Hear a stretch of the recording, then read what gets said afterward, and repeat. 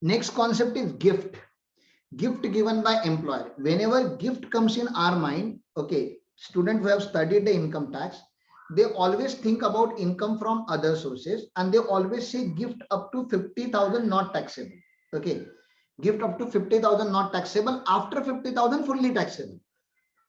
This is the understanding many students are already having.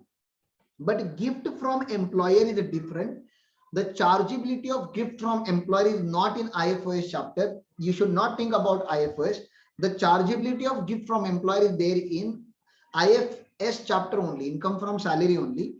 If it is a monetary gift, that means extra money is given by employer to employee, fully taxable, no deduction, no exemption. And this is cost to the employer. Whenever it is written cost, it has to be cost to the employer. Whatever amount is paid, 2,000 taxable, 5,000 taxable, 8,000 taxable. Monetary full value taxable. Non-monetary, that means if employer has given you voucher, some kind of voucher, some kind of what you say, maybe some kind of gift voucher or coupons or some kind of asset, mobile, something as a gift he has given to you, which is non-monetary in nature. Then if the value of that particular gift is up to 5,000, not taxable. Above 5,000, our understanding is full taxable. There are some authors who are saying only excess is taxable, but our institute takes it as a fully taxable. We will also take full amount taxable.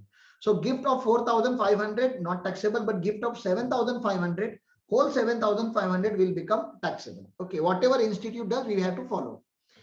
Sir, credit card or club facility. If credit card and club facility is provided exclusively related to business, not taxable. If it is provided for personal relaxation, then whatever cost to the employer will be the taxable value perquisite for the employee. Food is another interesting item. Please understand, free food provided during the employment or in the office premises. If it is a tea and snacks, not taxable. If it is at any other time, that means it is not in the working hours, outside the working hours, then whatever cost paid by the employer will be taxable value. So if it is provided during the working hours inside the factory or inside the office, then up to, please understand, up to rupees 50, not 250, up to rupees 50 per meal. Up to rupees 50 per meal, it will be not taxable. After 50, so if your employee is spending 65 rupees on you, 50 rupees not taxable, 15 rupees will become taxable. If employer has spent you 70 rupees per meal, up to 50 rupees not taxable, 20 rupees will become taxable. So how do we actually compute this? So the exemption will not be computed day wise. In practical life, it is not possible. So we consider there will be 300 working days. There will be 300 working days in the organization, and every time employee will have 50 rupees meal. So 300 into 50 is equal to 15,000 rupees. If employer has spent 18,000 rupees on employee for the whole year, please understand, if employer has spent 18,000 rupees for the whole year, then 15,000 will be deducted and 3,000 rupees will become taxable. This is how we compute. We consider there are 300 working days in a year. This is the assumption. If the specific data is provided in the question, you have to follow that particular data. Sir, if it is not provided in the factory premises, any of the premises, fully taxable. ESOP, which is very important. So ESOP, ESOS and sweat equity, employee stock option plan, employee stock option scheme, and sweat equity. In the whole chapter, you have to remember one thing. Sir, taxable value of perquisite is equal to fair market value of the shares minus issue price into number of shares. Godrej, companies like Godrej, companies like Infosys, companies like Wipro, they give ESOPs to their employees.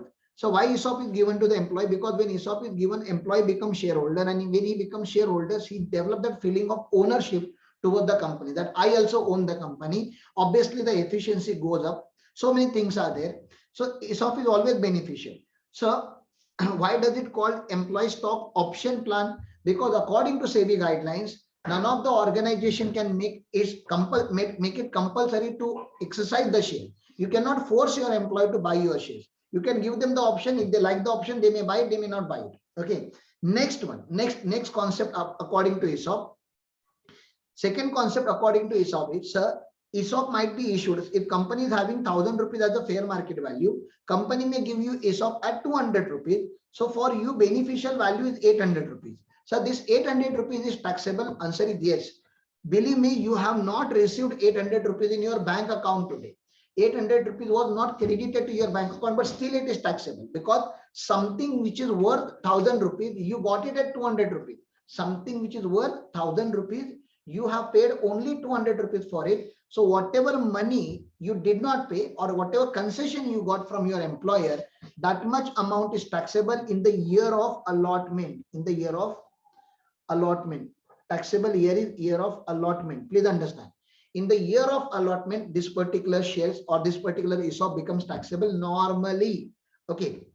Now, sir, how do we determine fair market value? Sir, how do we determine fair market value? Very simple. If the shares are listed in stock exchange and you have exercised your option, that means you have taken the shares from your company on the trading day, exercise on the trading day, that means market is on and you have bought the shares today. Maybe today is a Tuesday. So today you have bought shares from the market. So what will happen? We have to take average price. So why we have to take average price? Because during the day, the price fluctuates. So what government have said, take the opening price, take the closing price, opening price plus closing price, divide by 2, it will become the average price. Average price on the trading day we should consider as a fair market value of the shares. So what if today is a Sunday or today is a Saturday? Today market did not operate. So today we will not have the market value, fair market value from the share market, because market was not operating.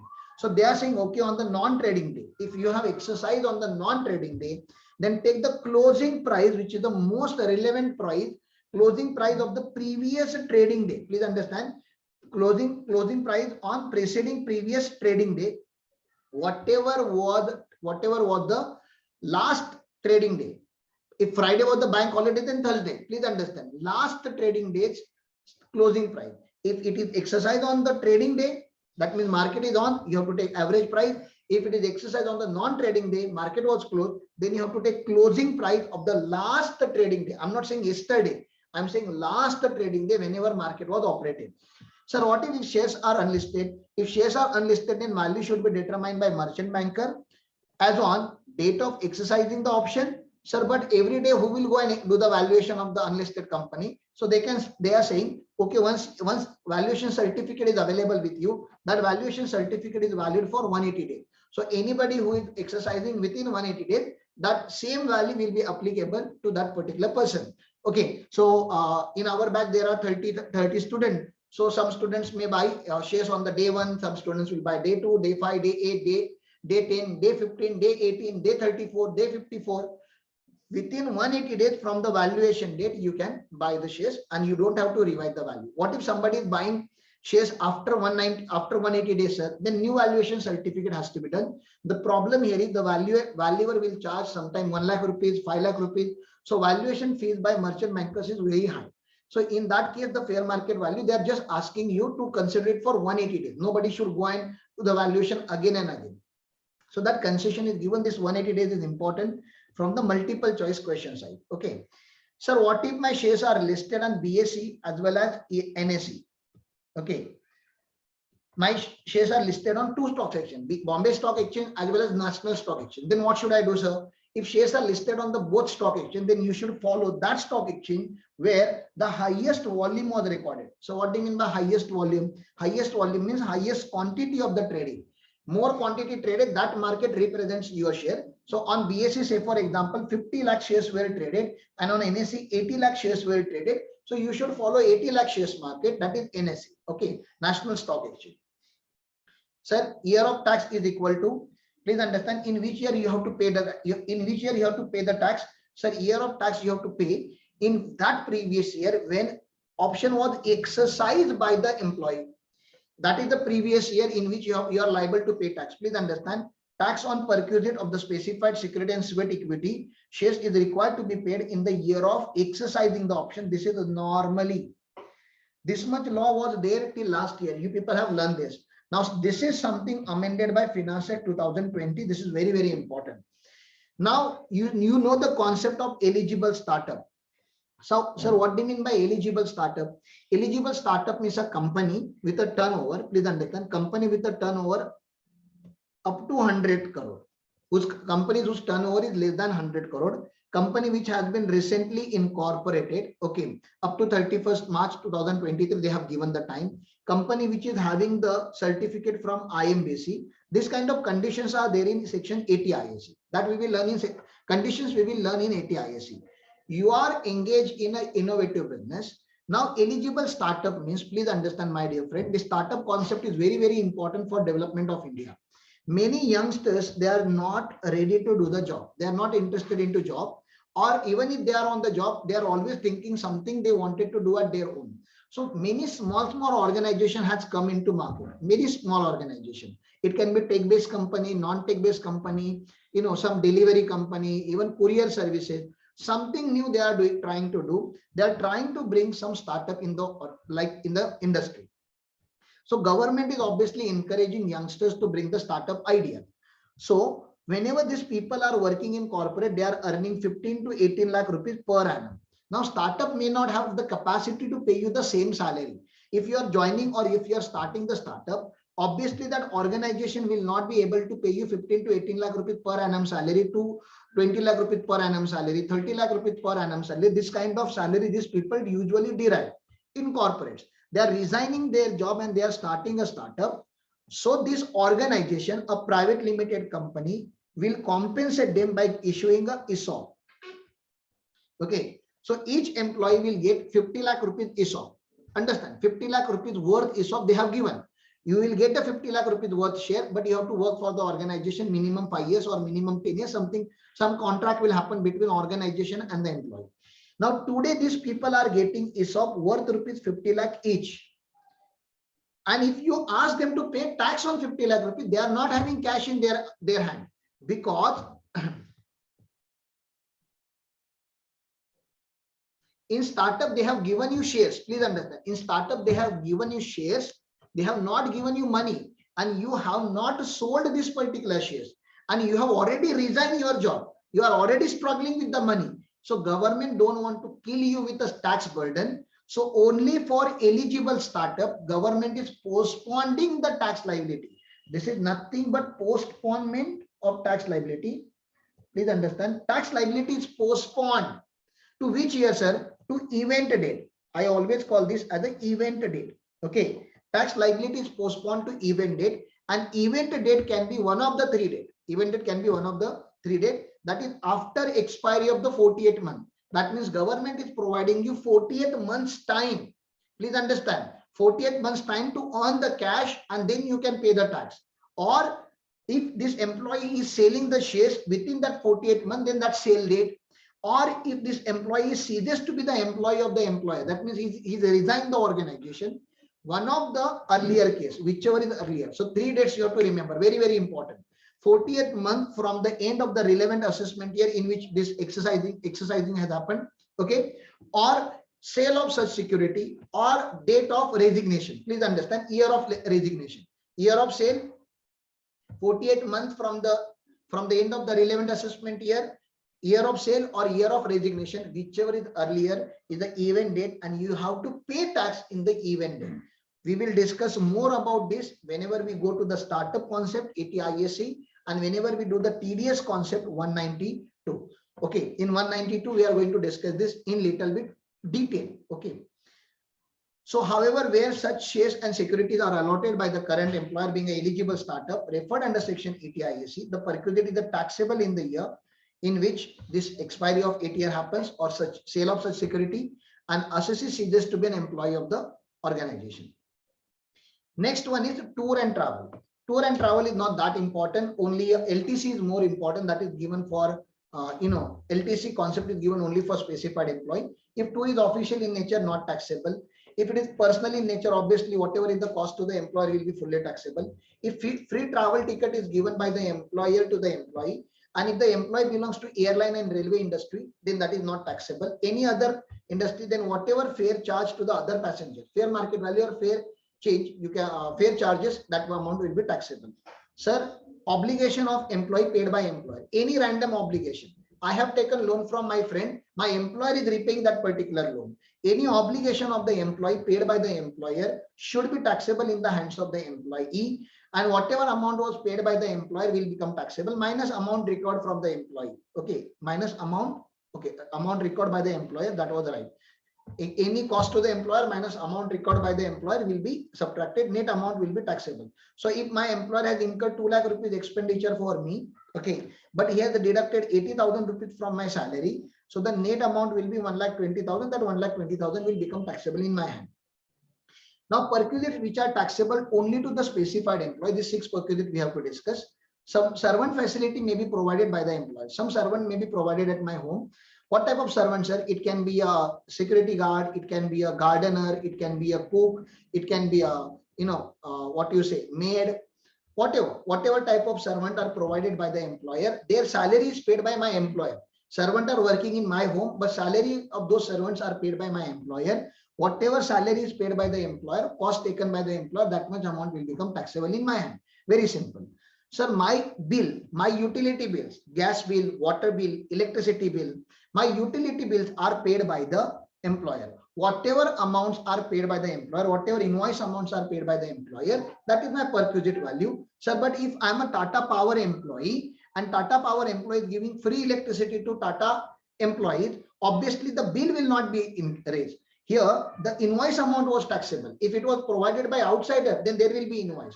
If it is provided by own employer, I am working in Tata or I am working in Bharat Petroleum and they are providing me the gas cylinder at free of cost. They will not charge the invoice.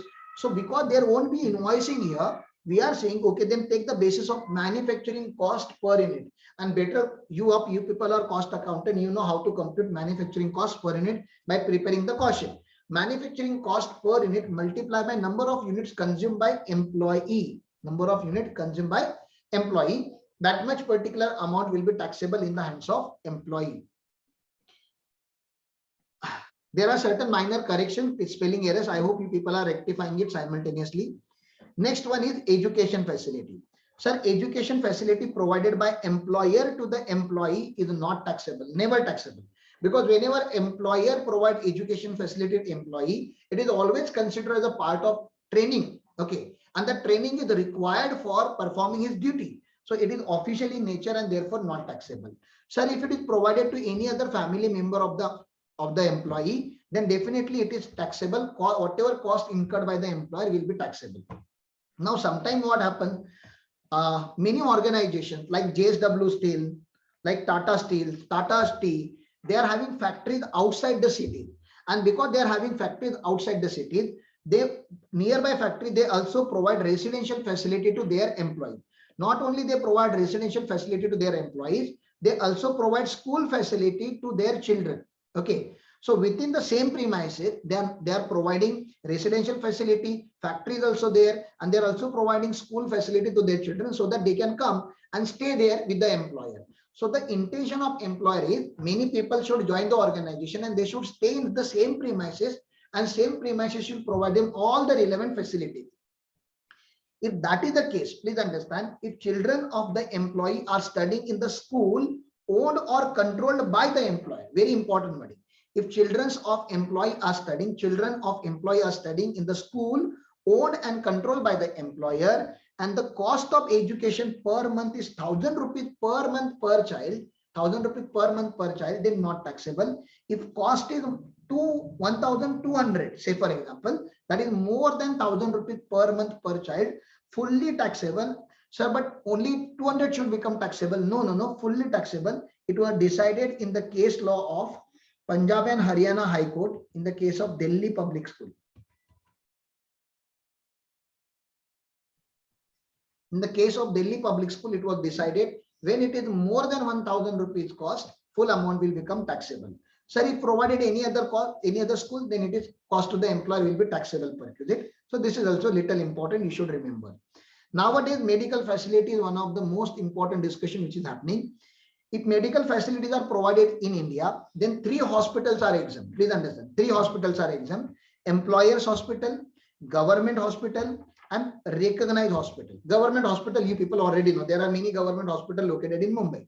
Employer hospital means if you are working as a Tata employee, then Tata Memorial Hospital becomes employer hospital. If you are a Reliance employee, then Reliance, that Kokilaben Ambani Hospital becomes employer hospital. Or you are working in the hospital. Okay, Fortis, maybe you are employee of Fortis and Fortis is the hospital. So these three hospitals are not taxable: employers hospital, government hospital, and recognized hospital by the income tax department. These three hospitals are not taxable. Any other hospital fully taxable. Private clinic, private hospitals are fully taxable. That is in India. When you think about outside India, you first have to think about three possible costs. Whenever medical treatment is taken outside India, there will be three costs. One is cost of travel, second is cost of stay in the hotel, and then cost of treatment. Okay, so three costs you have to incur: cost of travel, cost of stay, and cost of treatment. Now, because treatment is happening outside India, obviously you cannot transfer only patient from India to outside India. At least one attendant should go along with him. So cost of travel will be exempted for patient plus one attendant. Cost of stay will be exempt or will be incurred for patient plus one attendant. But cost of treatment will be incurred only for the patient. Out of these three possible costs, cost of travel will be incurred in rupees and cost of treatment will be incurred in the foreign currency. Cost of stay and cost of treatment will be incurred in the foreign currency because it is outside India. Whenever it is a foreign currency outflow, the Indian authority is RBI, and RBI have set limit for particular disease for a particular country. Those limits are not forming part of our syllabus. Limits will be provided in the exam. If employer has incurred expenditure up to the RBI limit, then not taxable. If employer has incurred expenditure more than RBI limit, then excess become taxable. Please understand, if employer has spent 5 lakh rupees, whereas the limit as per RBI is 4 lakh rupees, then only 1 lakh rupees become taxable. Okay. So cost of travel is technically taxable in the hands of employee. It is not exempted. Okay. It is exempted only if gross total income of the employee is less than or up to 2 lakh rupees, which is very much exceptional. If person is earning 2 lakh rupees in a year, I don't think so he will thought about or he will think about going outside India for medical treatment. This only people who are earning more than 2 lakh rupees in a year, they may think about going outside India and get medical treatment. So this is impractical. Therefore, I always say practically cost of travel should become taxable. Only cost of stay and cost of treatment should be exempt. Okay. Next. Sir, medical allowances are fully taxable because there is no exemption on medical allowances. This was medical facility. What is the difference, sir? Medical allowance will be provided by employer to employee on month basis. Every time it will be available. Okay. Medical facility will be taken by the employee when employee is actually feeling ill. He's having sickness and he's admitted in the hospital. Then medical facility. Sir, medical insurance we have already discussed when we were discussing life insurance. That is fully exempt. So who can take benefit of medical facility? Obviously, employee is covered, spouse of the employee is covered, children are also covered. And mark my word, there is no limit on children. Okay. Even if it is your third child, it will be exempted, it will be covered here. Okay. And in case of brother, sister, and parent, they are covered in this section only when they are dependent on you. They are dependent on the employee. So employee, spouse, children, dependent parent, dependent brother, dependent sister can take the benefit. Any doubt till now? Please ask. Next is LTC, leave travel concession. First of all, you should know whenever employee has opted for 115 BAC alternative, LTC benefit is not available. Okay, that point you have to keep it in mind. Leave travel exemption is not available. So what is leave travel exemption or leave travel concession?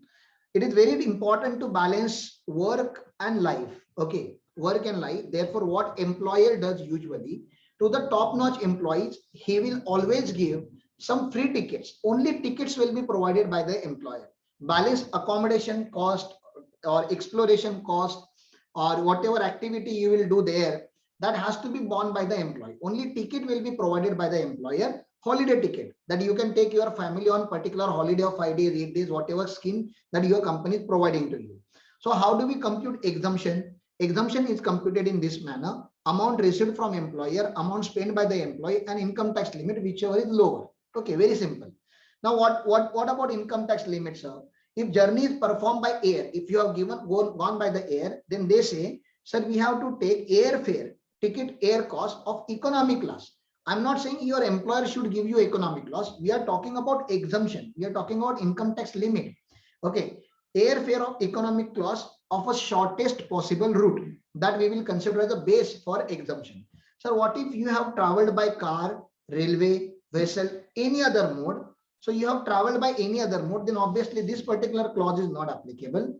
Now, when you have traveled by any other mode, we will check whether two places are connected by railway or not. Like you have traveled from Mumbai to Kerala. So Mumbai to Kerala is connected by railway. When Mumbai to Kerala is connected by railway, you might have gone by any other route, but Mumbai to Kerala is connected by railway. So we will consider exempt amount as the limit as the first class of a rail fare. Obviously, shortest route will be there. Okay. Sir, what if places are not connected by railway? You have traveled from Mumbai to Himalaya. Okay. Now Mumbai to Himalaya is not connected by railway. So what we will do, sir? In that case, we don't have to take much pressure. In that case, we will just see whether recognized public transport is available or not. Obviously, some bus services will be available. If bus service is available, then we have to take deluxe class, fare of deluxe class as a base amount.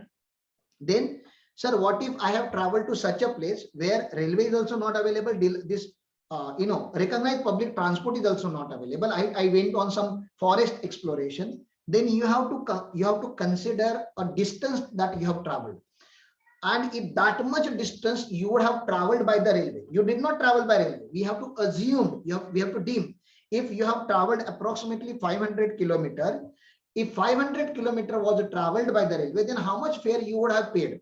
That much amount of fare. Please understand, this is a deemed section.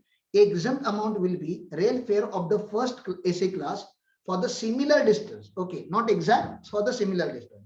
Now, for LTC exemption, you should know these notes. The journey must be performed in India. An exemption is available for maximum 2 journeys in the block of 4 calendar year.